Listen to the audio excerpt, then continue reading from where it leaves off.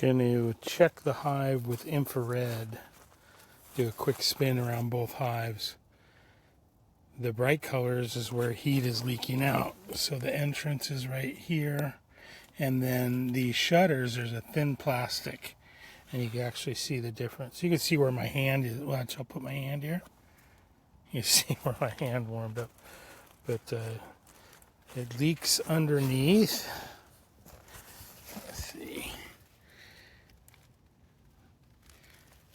And there's places where the insulation is thin, like near the handles, and there's little dimples, and then the top, there's actually in the sun, I can see that little strap rail.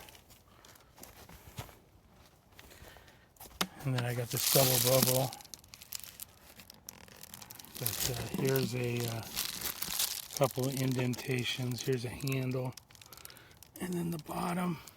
I have double bubble down in the tray, but you can see around the sides it's leaking.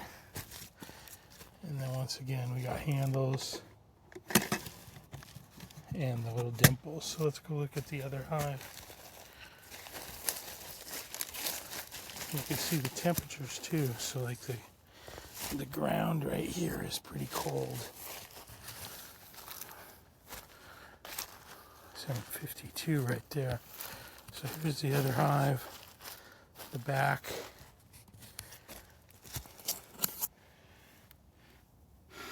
Underneath. Go to the side. So I see like leakage right around the top there. And let's look back over here at the front where the hive gate is.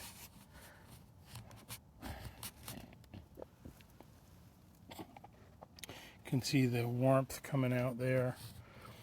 And then this part is 2 pieces of wood, so the least insulation is there, and you can actually see the different colors.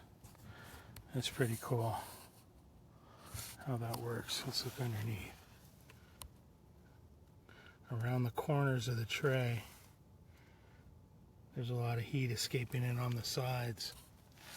So pretty neat little gizmo here.